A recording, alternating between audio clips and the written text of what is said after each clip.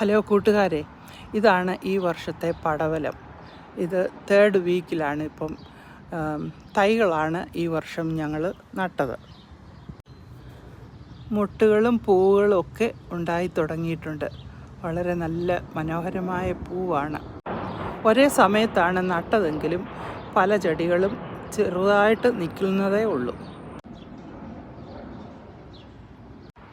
വളർന്ന ചെടികൾക്ക് ഇന്ന് ഞങ്ങൾ പന്തലിട്ട് കൊടുക്കാൻ പോവുകയാണ്. പന്തലിന് തൂണൊക്കെ നേരത്തെ നാട്ടിയിരുന്നു.